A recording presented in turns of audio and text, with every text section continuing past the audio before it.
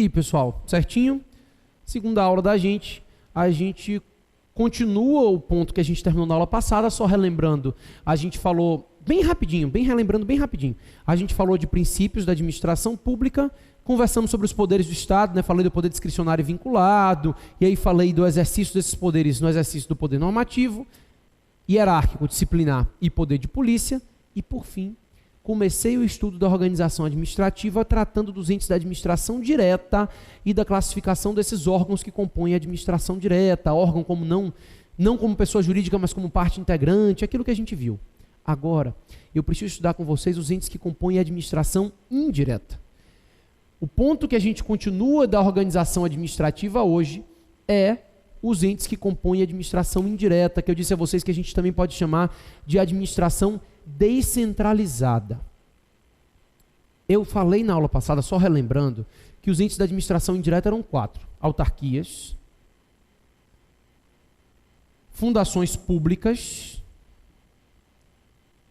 empresas públicas e sociedades de economia mista. E, com certeza, a gente vai ter que conhecer cada um desses entes. Estudar um por um. Estudar a autarquia, depois estudar a fundação pública e assim por diante. Só que antes de a gente conhecer um por um os entes da administração indireta, eu preciso que vocês anotem 4 regrinhas. 4 regrinhas que eu vou colocar no quadro agora e que valem para todos eles. 4 regras que valem para todos os entes da administração indireta. Bacana? A primeira é exatamente o oposto do que a gente falou para órgãos públicos. Os entes da administração indireta têm personalidade jurídica própria. Os entes da administração indireta, eles são pessoas, titulares de direitos e obrigações, respondem por seus atos, são pessoas jurídicas. A autarquia é uma pessoa jurídica. Lembra que na aula passada eu dei um exemplo assim, ó, seu filho é estudante de uma escola pública municipal. Se o seu filho é expulso da escola, você vai propor ação contra quem? E você me disse, vai propor ação contra o município. Aqui, se o seu filho estuda numa universidade pública federal, que é uma autarquia, você vai propor, e é expulso da universidade, você vai propor uma ação contra a universidade, a autarquia ou contra a União? Contra a universidade. Porque as autarquias, assim como qualquer outro ente da administração indireta, é pessoa jurídica, é titular de direitos e obrigações, não é parte integrante de uma pessoa jurídica, não é um órgão, não é parte de uma pessoa, é uma pessoa responsável, titular de direitos e obrigações. É por isso que eu digo, são pessoas jurídicas próprias, respondem por seus atos, têm responsabilidade própria, orçamento próprio, pessoal próprio. Não se confunde o ente da administração indireta com o ente da administração direta que o criou. Fechou? Moleza. E aí eu preciso que vocês entendam o seguinte, são pessoas jurídicas e são criadas mediante lei. A lei é indispensável para a criação de um ente da administração indireta. Eu preciso que você entenda como é que a Constituição diz para a gente. O decoreba é importantíssimo aqui da Constituição. Ela diz assim, ó, a lei cria, lei específica, tá, pessoal? Não vale lei geral, aquela lei que trata de alguma outra matéria, criar uma entidade de administração indireta. Não pode. É lei específica, lei ordinária mesmo, mas específica. E a Constituição diz assim, ó, a lei cria as autarquias e a lei autoriza a criação dos outros entes da administração indireta, fundações públicas, empresas públicas e sociedades de economia mista. Repito, a Constituição diz, a lei cria as autarquias, lei específica cria a autarquia, e lei específica autoriza a criação das fundações públicas, empresas públicas e sociedades de economia mista. Na prática, a diferença é mínima. Quando a lei cria, não precisa registrar, e quando autoriza a criação, tem que ir para o cartório de registro. Mas tudo bem. Na teoria é bem diferente. Na teoria você vai dizer, a lei cria a autarquia, a lei autoriza a criação de fundação pública, de empresa pública e de sociedade de economia mista. Tá fácil? Moleza. A lei que cria, agora a gente vai vendo que coisa divertida. A lei que cria, ela já determina a ou autoriza a criação, já determina a finalidade dessa pessoa jurídica. Pessoal, é a lei específica dessa pessoa jurídica, seja a lei criadora, seja a lei autorizadora, é essa lei que diz para que essa pessoa está criando. Lembra que essa pessoa é especializada? Pois é, então a lei não cria uma autarquia ponto, não. Ela cria uma autarquia para fazer isso, isso e isso. Quando a lei cria a pessoa jurídica ou autoriza a criação dela, já define qual é a finalidade dessa pessoa jurídica. Já transfere a ela a prestação de um determinado serviço público. Essa é a magia. É a lei criando e já definindo o que a pessoa jurídica vai fazer. É criando uma pessoa jurídica já especializada na prestação de uma atividade. E ó, para mim, talvez o ponto mais importante da aula de hoje. Essa lei já define um controle. Um controle que vai ser exercido pela administração direta. Eu estou dizendo a vocês, sem dúvida nenhuma, que os entes da administração direta controlam os entes da administração indireta. Eu estou dizendo a vocês que cada um dos entes da administração indireta, seja autarquia, seja fundação, seja empresa pública ou sociedade de economia mista, eu estou dizendo que esse ente da administração indireta é controlado pelo ente da administração direta que os criou por meio de lei. É assim, ó. Esse controle, pessoal, não é um controle amplo. A gente costuma dizer que esse controle é um controle finalístico. É muito comum você encontrar em prova esse nome. Esse controle chamado de controle finalístico. Por quê? Finalístico, porque o que vai ser feito o controle é se essa pessoa jurídica está cumprindo a finalidade para a qual ela foi criada. Tá? Então a ideia do controle é essa. A administração direta controla a administração indireta para saber se ela está respeitando a lei de criação. Porque a lei de criação definiu a finalidade, né? Então esse controle é um controle finalístico, é um controle de legalidade. É um controle que analisa se a pessoa jurídica criada está respeitando a lei para a qual ela foi criada. Ou seja, está respeitando a finalidade definida em lei.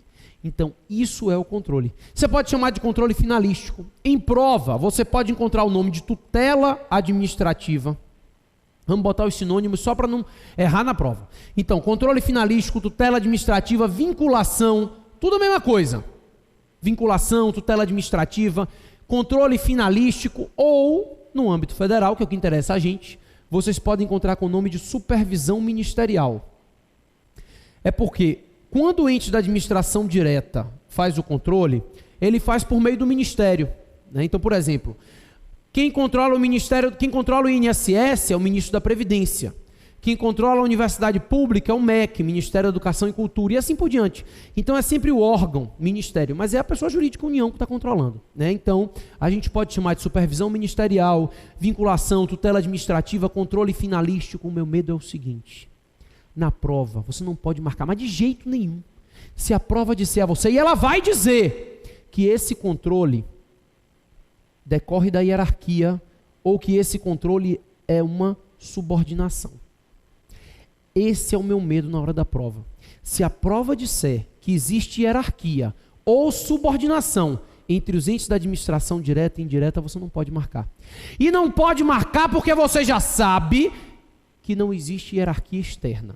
E não pode marcar porque você já cansou de ouvir que não existe hierarquia entre pessoas jurídicas diferentes. E se não existe controle em hierarquia entre pessoas jurídicas diferentes e o ente da administração indireta é uma pessoa jurídica apartada, diferente do ente da administração direta, não pode haver controle hierárquico entre esses dois entes. Ou seja, a administração direta, quando exerce o controle sobre a administração indireta, ele está exercendo um controle decorrente da vinculação, da tutela, mas nunca hierarquia. Não há hierarquia, não há subordinação externa, nem entre pessoas jurídicas. Pessoal, muito cuidado com isso.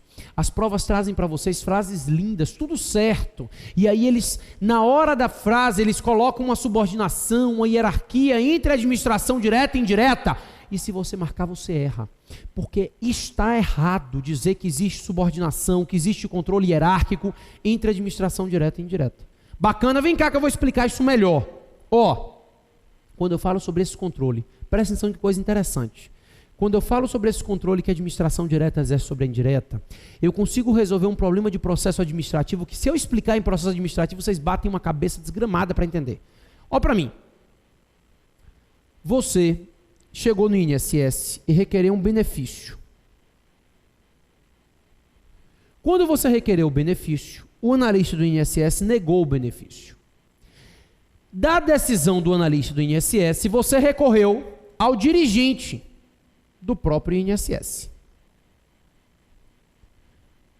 Esse recurso que você fez da decisão do analista do INSS para o dirigente do INSS, esse recurso é hierárquico? Claro que é hierárquico. Por que ele é hierárquico? Porque ele está dentro da mesma pessoa jurídica e INSS. Então, a decisão de um agente do INSS, você recorre para o dirigente do próprio INSS, eu estou falando de hierarquia. Esse é um recurso hierárquico.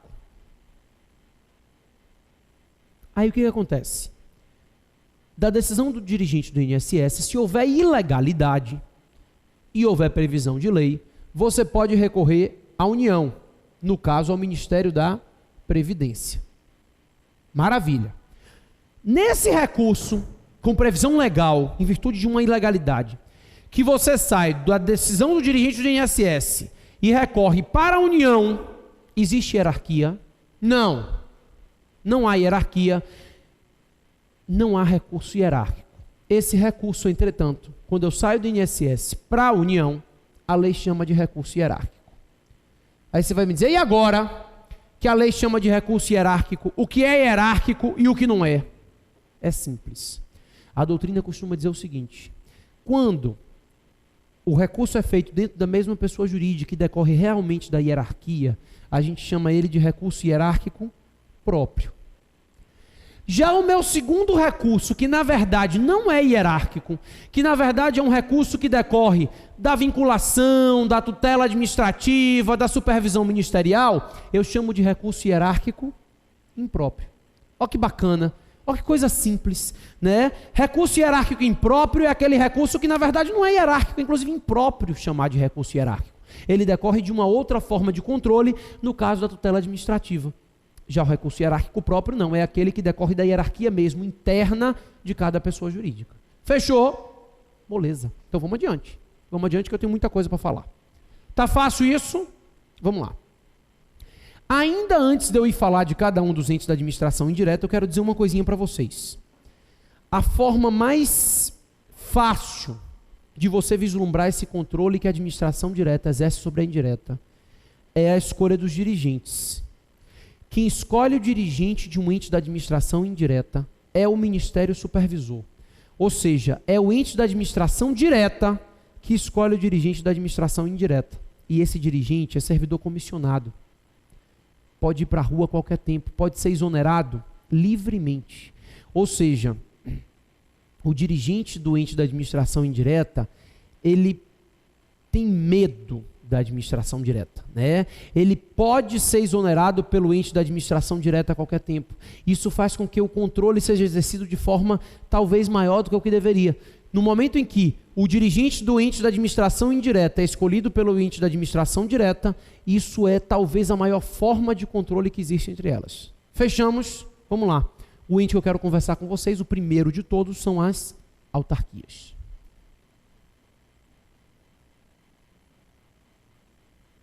As autarquias são pessoas jurídicas de direito público. Essa é a primeira coisa que eu tenho para dizer a vocês.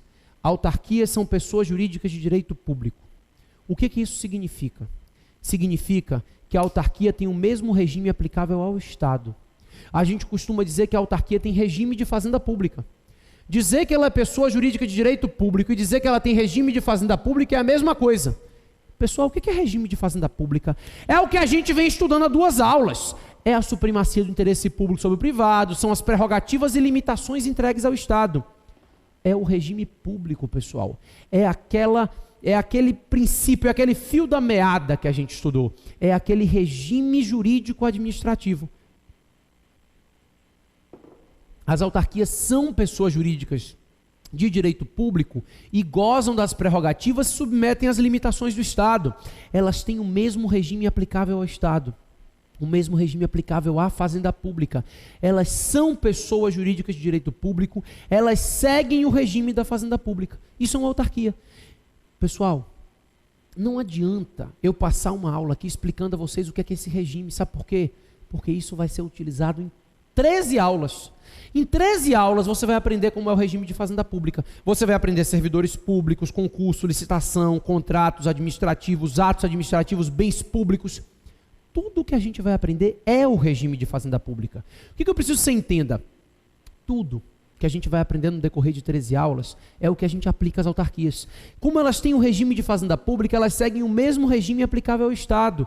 Tudo que a gente utiliza para a administração pública, a gente também utiliza para as autarquias. Elas têm o mesmo regime de fazenda pública, o mesmo regime aplicável ao Estado, porque elas exercem o que a doutrina chama de atividade típica de Estado. Elas exercem uma atividade típica de Estado e, por isso, elas se submetem ao mesmo regime do Estado, com prerrogativas, com limitações, supremacia do interesse público em disponibilidade. É o regime aplicável ao Estado que vale para as autarquias. Tá fácil isso? Moleza. Vamos lá. Algumas coisinhas vale a pena a gente pontuar. Não vou explicar o regime todo, mas algumas coisinhas vale a pena a gente pontuar. Por exemplo, quando eu falo em regime de fazenda pública, eu falo em privilégios processuais. Privilégios processuais. Vamos relembrar isso aqui? Porque isso a gente não vai conversar durante as aulas, só para a gente relembrar isso aqui agora, você vai aprender mais isso em processo civil mesmo. Quais são os privilégios processuais aplicáveis ao Estado? Prazo diferenciado. A administração pública tem prazo em quádruplo para contestar e em dobro para recorrer. Então, prazo em quádruplo para contestação, em dobro para recurso. Isso é regime de fazenda pública. Privilégio processual aplicável ao Estado. O Estado tem prazo quadriplicado para apresentar uma contestação, tem prazo duplicado para fazer um recurso. Moleza? Só isso? Não. Os débitos do Estado são pagos por meio de precatório. Para que você receba uma indenização do Estado, você vai entrar numa fila de precatório, porque o Estado tem que inserir em orçamento para poder pagar por meio de precatório. Se os bens são públicos, são impenhoráveis, então os débitos são pagos por meio de precatórios judiciais. As autarquias também, mesma coisa. Prazo em quadro para contestar, em dobro para recorrer, precatório judicial. O que mais? Pessoal, as autarquias gozam do que a gente chama de imunidade tributária recíproca. O que é isso? Você vai aprender isso mais em tributário. Mas, a princípio, o que é isso? Seguinte, o artigo 150 da Constituição Federal estabelece o que a gente chama de imunidade recíproca. E diz assim: União, Estados, municípios e Distrito Federal não podem cobrar impostos uns dos outros. Recíproca por isso, porque um ente não pode cobrar imposto do outro ente. A imunidade é recíproca. A União não pode cobrar do Estado, que não pode cobrar da União, que não pode cobrar de um município e assim por diante. Então a imunidade tributária recíproca é essa imunidade que diz: União, Estados, municípios e Distrito Federal não podem cobrar impostos uns dos outros. O parágrafo 2º do artigo 150 diz: a imunidade recíproca se estende às autarquias. Ou seja, a União, Estados, municípios e DF não podem cobrar impostos uns dos outros nem das suas autarquias. Pessoal, o que mais? Os servidores são públicos, aprovados mediante concurso. As autarquias dependem de licitação para celebrar contratos e assim por diante. Tudo, tudo. Responsabilidade civil objetiva, tudo mais que eu vou aprender, que a gente vai aprender sobre administração pública. Por exemplo, nessa aula a gente já fala de responsabilidade civil e a gente vai falar sobre uma regra de direito público que se aplica às autarquias. Tudo que a gente for aprender no decorrer das aulas vale para as autarquias. Fechamos, moleza. Agora, quando eu falo em autarquia, eu preciso que vocês tomem um cuidado especial, porque há autarquias em regime especial.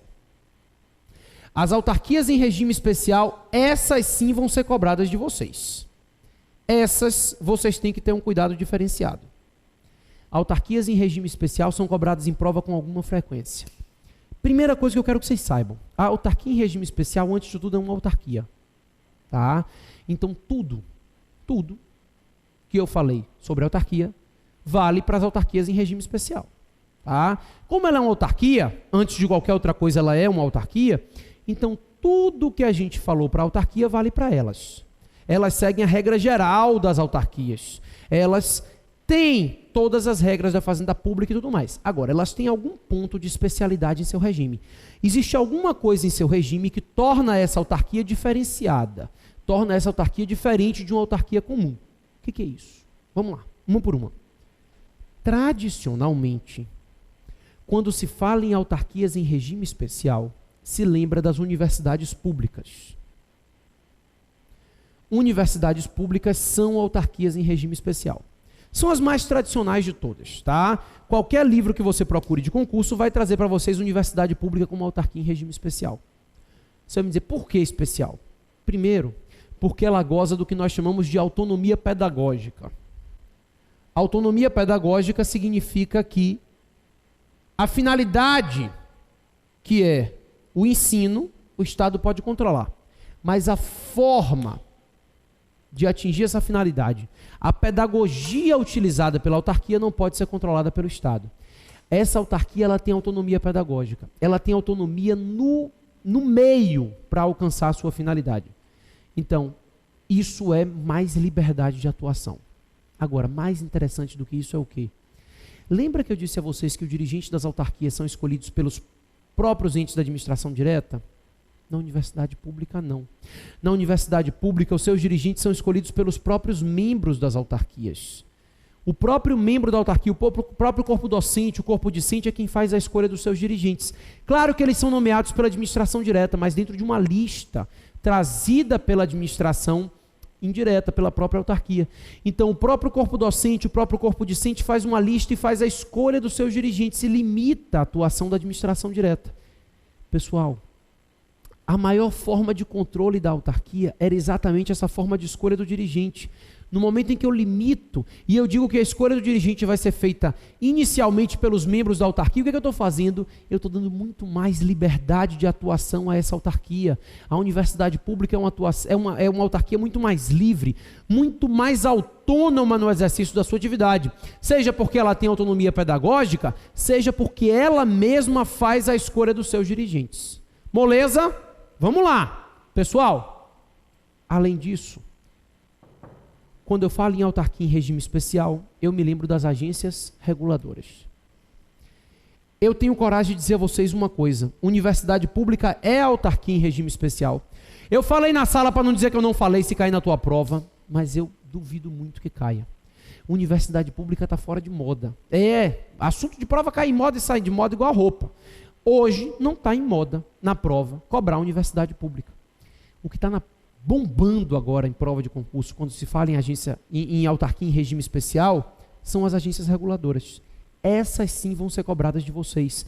Essas são as autarquias em regime especial mais cobradas em prova. Você vai me dizer, quem são as agências reguladoras? Pessoal, simples, vem cá comigo. A agência reguladora é o seguinte. Larga a caneta, vamos conversar. Para vocês conseguirem entender isso, depois a gente vai desenvolver melhor. Mas a princípio, o que é que eu quero que vocês entendam? Quando o Fernando Henrique entrou no governo, principalmente o Fernando Henrique, né? Já antes disso a gente vinha abrindo o mercado, mas principalmente com o governo dele, nós instituímos um governo neoliberal. O governo neoliberal é aquele governo que busca o Estado mínimo. O que é isso?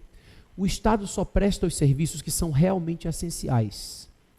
Todos os outros serviços são prestados e transferidos aos particulares. E foi isso que foi feito no governo Fernando Henrique. Aquela onda de privatização era o quê? Era enxugamento da máquina do Estado. A ideia é, o Estado fica com os serviços que são realmente essenciais, todos os outros serviços a gente transfere aos particulares. O Estado só presta aquele serviço que é realmente necessário que seja prestado pelo Estado. Todos os outros a gente transfere aos particulares. Então foi numa época que se disse o quê? A telefonia o Estado não presta, transfere ao particular. Energia elétrica, o Estado não presta mais, transfere ao particular. Transporte público, o Estado não presta, transfere a empresas privadas. O que o Estado fez? Ele começou a transferir a particulares a prestação de serviços. Esqueceu de uma coisa na época, o Fernando Henrique. Quando o Estado presta um serviço público, a única intenção do Estado é o interesse público. E quando um particular presta um serviço público, a única intenção desse particular é o lucro. O que a gente fez? Entregamos o ouro ao bandido. A gente entregou a um sujeito que não está dando a mínima para o interesse coletivo a prestação de um serviço de interesse coletivo. Então hoje nós temos empresas que prestam um serviço público com a única intenção de obter lucro na prestação desse serviço. Quando o Estado fez isso, ele começou a observar que ele ia ter necessidade de fiscalizar essas pessoas. Por isso, na medida em que o Estado transferia a pessoas privadas a prestação de serviços, ele criava autarquias mesmo, agências, pessoas de direito público, para regulamentar a prestação desse serviço por particular. Então foi assim, o Estado dizia, eu não presto mais serviço de telefonia não, quem vai prestar o serviço de telefonia é uma pessoa privada, mas aí eu crio a Anatel. A Anatel é uma autarquia que vai fiscalizar, que vai normatizar a prestação do serviço de telefonia, para evitar que o particular que presta o serviço de telefonia corra atrás do lucro e esqueça o interesse público. Não presto mais serviço de energia elétrica, mas aí eu crio um ANEEL, que vai fiscalizar, normatizar, cria regras na prestação do serviço de energia elétrica. Transporte público, a NTT para transporte terrestre, ANAC para aviação civil, ou seja, toda vez que nós temos hoje, né, hoje já se ampliou bastante a agência reguladora, não só serviços públicos, toda vez que nós temos a prestação de um serviço de interesse social feita por particulares, nós temos uma agência reguladora fiscalizando.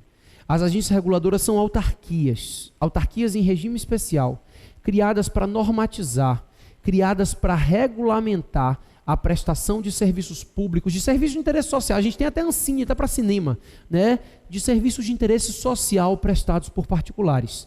Toda vez que nós temos um particular prestando um serviço de interesse social, nós temos uma agência reguladora ali, normatizando, criando regras, criando limitações à atuação desse particular. Isso é uma agência reguladora. Repito, já que eu pedi para vocês não copiarem antes, agora vale a pena você entender.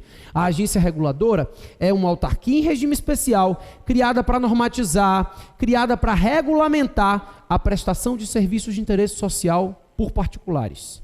Toda vez que a gente tem um particular prestando um serviço de interesse social, nós temos uma agência reguladora que vai estar normatizando, que vai estar criando normas, estipulando, regulamentando a prestação desse serviço por particular. Fechou? Moleza. Pessoal, você entendeu o que é agência reguladora. Não tenho nem dúvida. Aí você vai me dizer assim, bacana, a agência reguladora eu já sei o que é, mas o que é que ela tem de especial? Né? Eu preciso entender o que é que torna uma agência reguladora especial e não uma autarquia comum, como outra qualquer. Vamos fazer isso? Vamos, no próximo bloco.